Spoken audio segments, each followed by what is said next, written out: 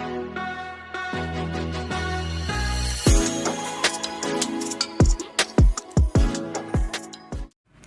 Friends, मैं हूं आपका मैथ टीचर संजय पांडे।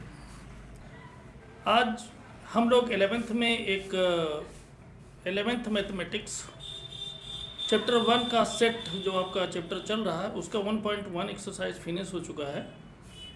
अब हम लोग 1.2 की तरफ बढ़ेंगे। 1.2 को पढ़ने से पहले हम लोगों को पढ़ना पड़ेगा टाइप्स ऑफ सेट्स। तो आज हम लोग देखेंगे टाइप्स ऑफ सेट्स क्या होते हैं, कुछ एग्जाम्पल से उनको समझेंगे कि किस तरह से हम उन सेट्स को पहचान सकते हैं। ठीक है, तो चलिए हम लोग देखते हैं टाइप्स ऑफ सेट्स। अगर आप चैनल पर नए हैं तो Pandey's excellent tutorials YouTube channel को सब्सक्राइब कर लें, वीडियो को अधिक से अधिक लोग तक लाइक करें और शेयर भी करें। तो चलिए शुरू करते हैं हम लोग टाइप्स ऑफ सेट्स। तो आपके ये 6 टाइप के सेट्स होते हैं। ठीक है, number 1 the empty set, second singleton set, finite set, infinite set, equivalent set and equal sets. तो एम्प्टी सेट जैसा आप लोग देख रहे हैं, एम्प्टी का मतलब क्या होता है? एम्प्टी मीन्स खाली, नल। ठीक है ना, इस वजह से हम इसको नल सेट भी कहते हैं, एम्प्टी सेट को। ठीक है, इसको फाई से डिनोट करते हैं, एक ग्रीक लेटर होता है फाई, उससे डिनोट करते हैं। ठीक है, अगला है सिंगलटन सेट।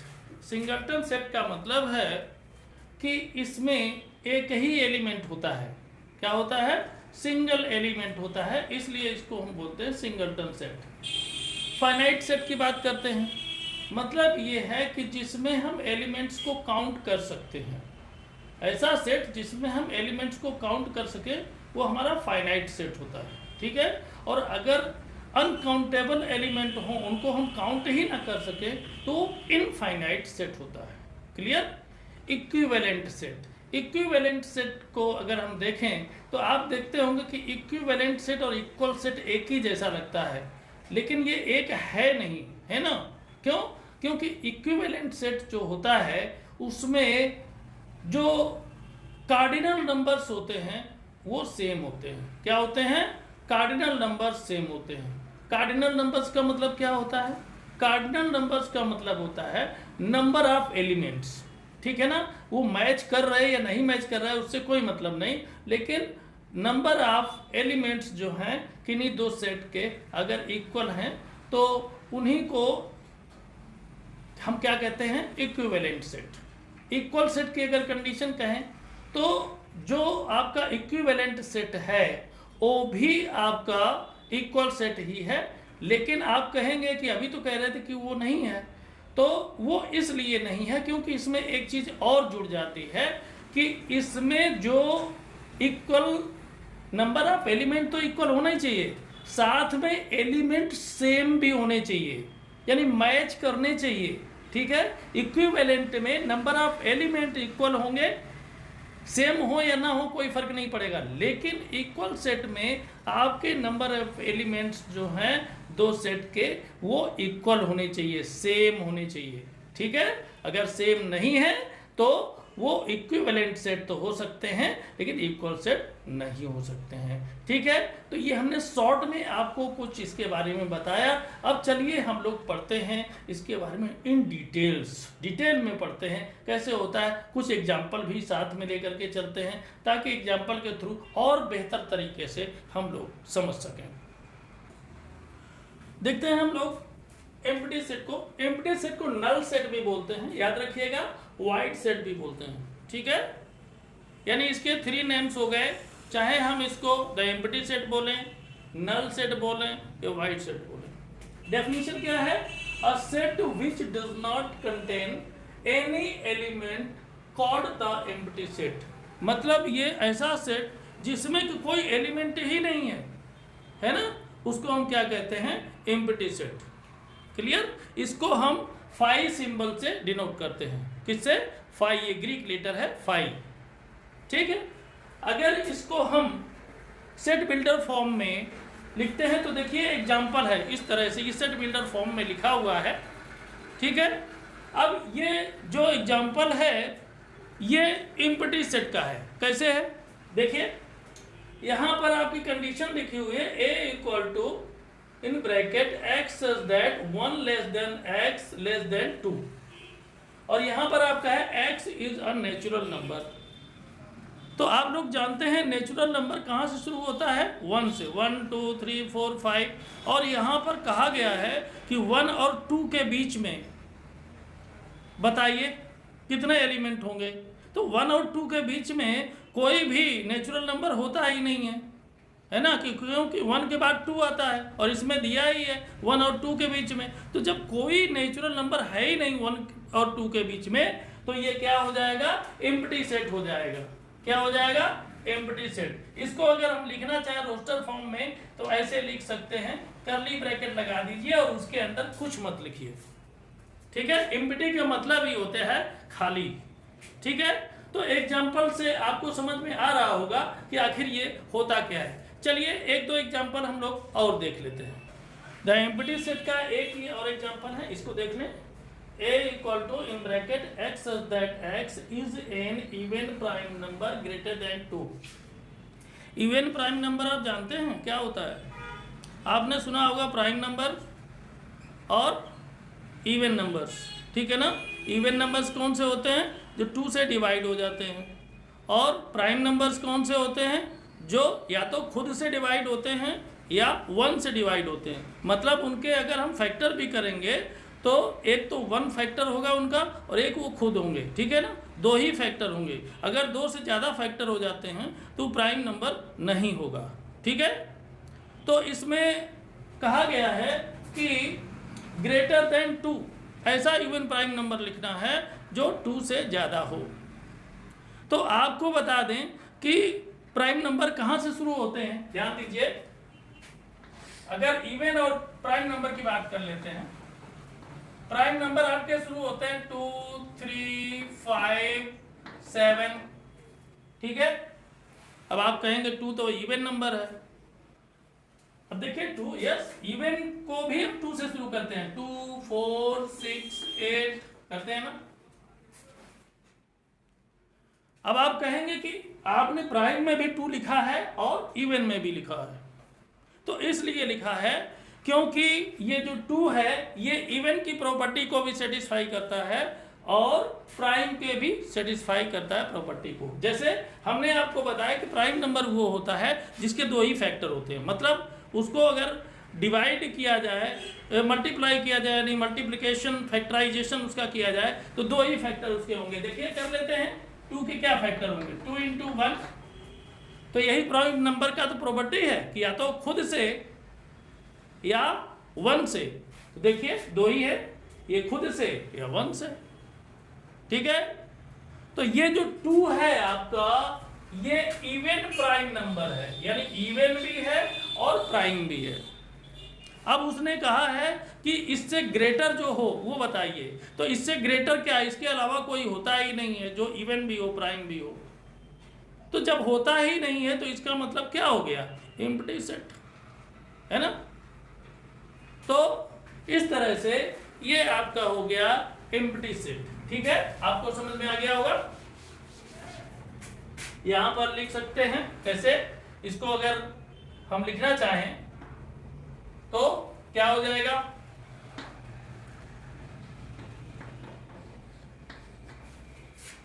ये इसका मतलब एम्प्टी सेट। क्लियर, ये रोस्टर फॉर्म में हमने लिख दिया, ये आपका सेट बिल्डर फॉर्म में था। अच्छे से समझें ताकि आपको क्वेश्चन करने में कोई प्रॉब्लम ना हो।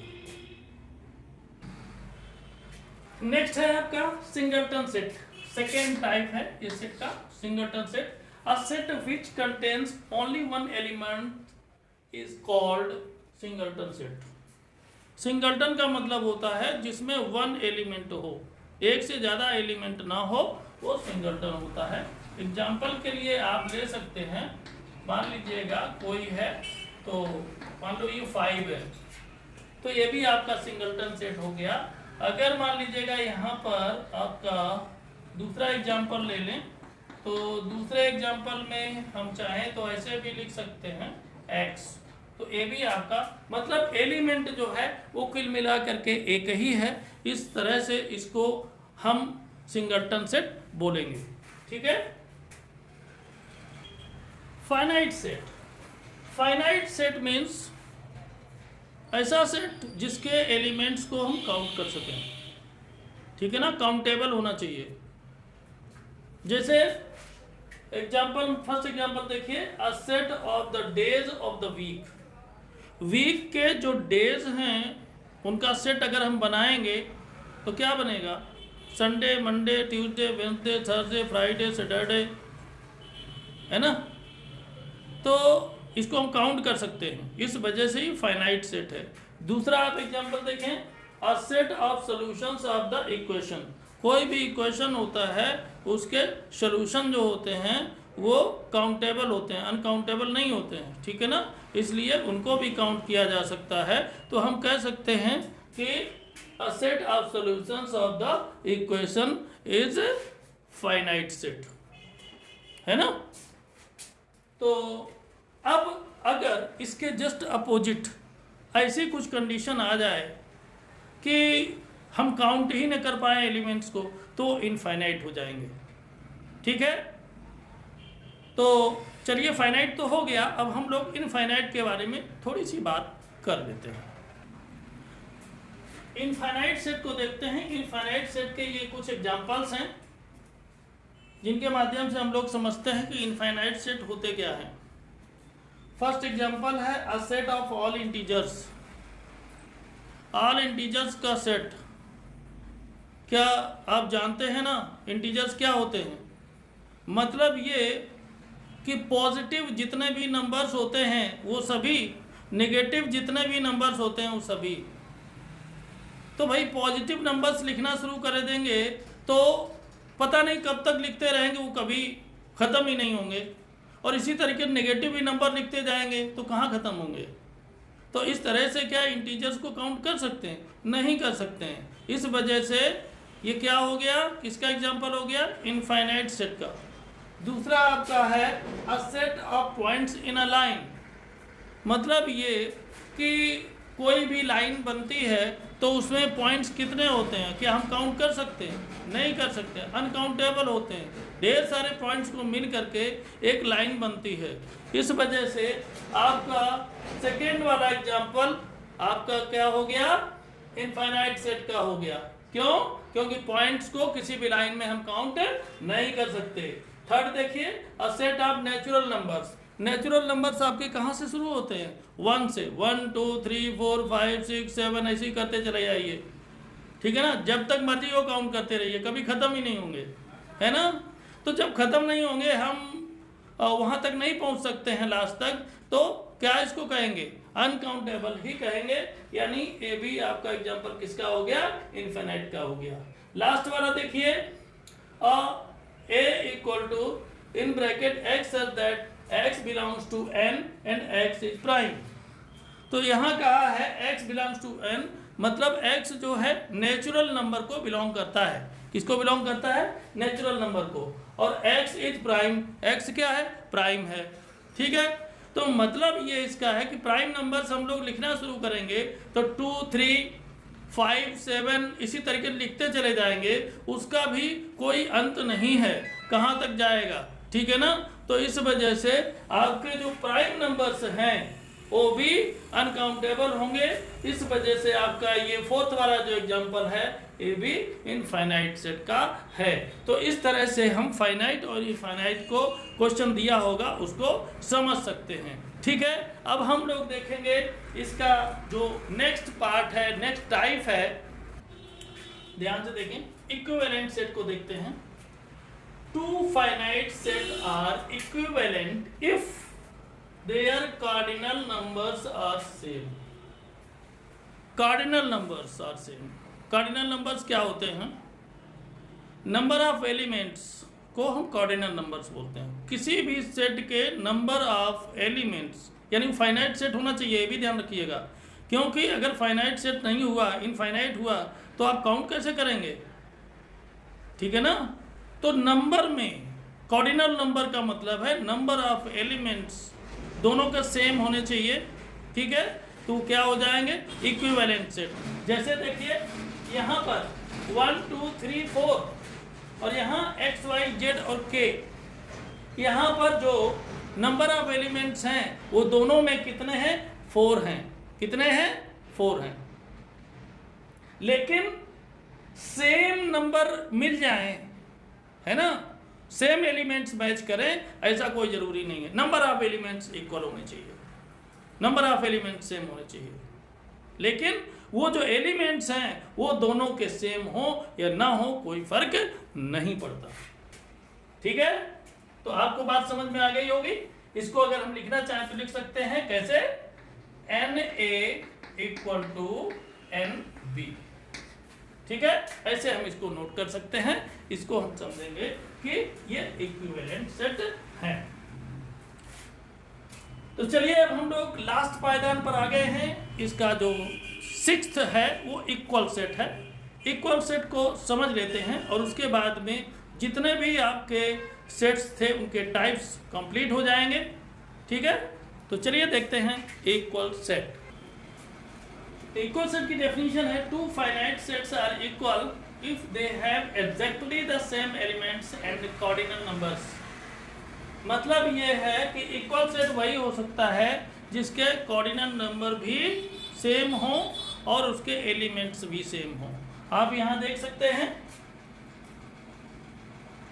ये वाला सेट है, इसमें कितने नंबर हैं 3 4 5 6। ठीक है, यहाँ भी आप देखें तो 6 4 5 3। ये इसकी जो सीरियल है रखने का एक जो प्रोसेस है वो कोई इशू नहीं है इसमें। ठीक है ना, आगे पीछे भी हो सकते हैं, लेकिन जो एलिमेंट्स हैं वो सेम मैच करने चाहिए। तो आप देखिएगा इसमें भी आपके 3 4 5 6 हैं, इसमें भी 3 4 5 6 हैं। इसका मतलब है कि इनके जो एलिमेंट्स सेम हैं। ठीक है, अब आते हैं कॉर्डिनल नंबर्स पे। कॉर्डिनल नंबर्स का मतलब होता है कि नंबर ऑफ एलिमेंट। तो नंबर ऑफ एलिमेंट्स कितने हैं 1 2 3 4 इसमें, यानी हम इसको लिख सकते हैं अगर कॉर्डिनल नंबर को लिखना चाहें NA इक्वल टू 4 हो जाएगा। और यहाँ पर देखिए कितना 1 2 3 4, यहाँ भी 4 है तो यहाँ भी कॉर्डिनल नंबर हम लिख देंगे 4। ठीक है, नंबर ऑफ एलिमेंट्स जो होते हैं वो हमने इक्विवेलेंट में जो सेट था उसमें हमने समझाया था आपको कि उसमें क्या कि कॉर्डिनल नंबर्स जो हैं वो सेम होने चाहिए, लेकिन इक्वल सेट में कॉर्डिनल नंबर भी सेम होने चाहिए और नंबर ऑफ जो एलिमेंट्स हैं, यानी जो एलिमेंट्स हैं वो पूरे पूरे मैच करने चाहिए, मिस मैच नहीं होना चाहिए। ठीक है, तो इस तरह से आपके जो टाइप्स ऑफ सेट्स थे वो हो गए कंप्लीट। अब हम लोग नेक्स्ट वीडियो में देखेंगे एक्सरसाइज 1.2 का सलूशन।